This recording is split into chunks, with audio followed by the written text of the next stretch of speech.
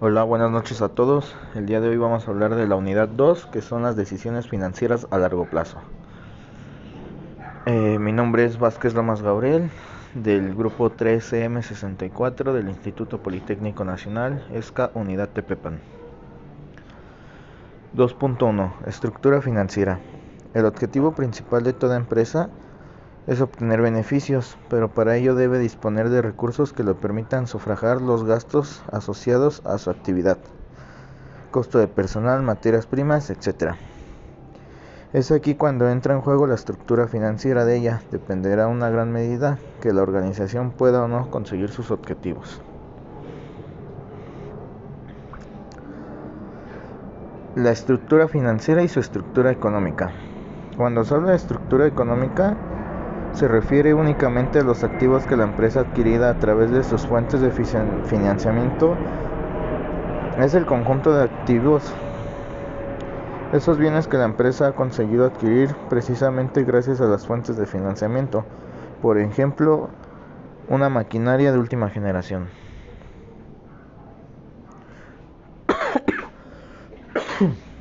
Se puede definir como el conjunto de recursos financieros que la empresa ha sido capaz de reunir, o a través de obtención propia o fuentes de financiación ajenas, y que se van a destinar a la propia actividad empresarial a fin de conseguir los objetivos buscados.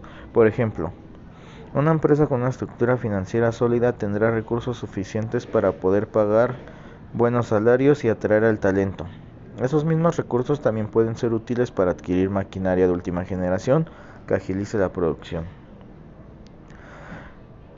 Hay dos tipos de fuentes internas y externas. Las fuentes internas de financiación también reciben el nombre de autofinanciación o financiación propia. En este caso, los recursos financieros con los que se adquieren los activos pertenecen al socio o socios que montan la empresa. Las fuentes externas. Las fuentes de financiamiento externas pueden ser propias o ajenas. Las fuentes propias serían, por ejemplo, los créditos personales solicitados por los socios para crear la empresa.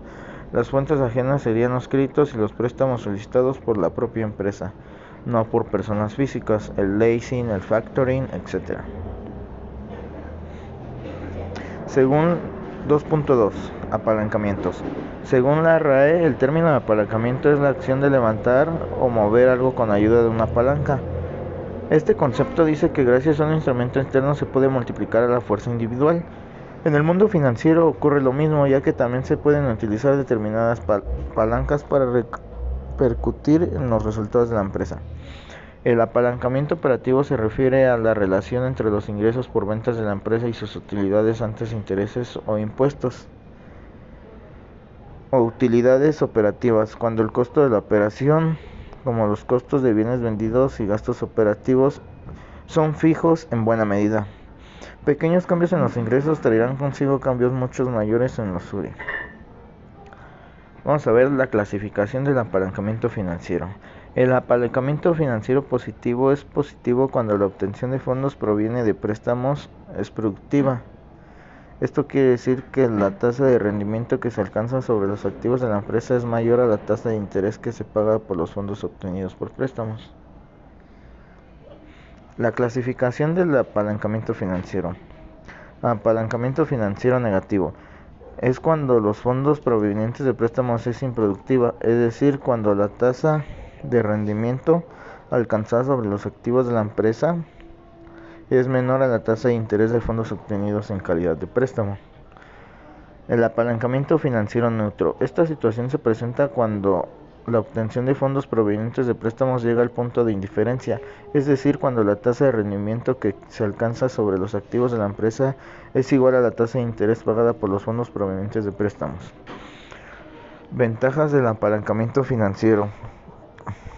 Algunas ventajas son que permite multiplicar el capital, es decir, incrementa la rentabilidad.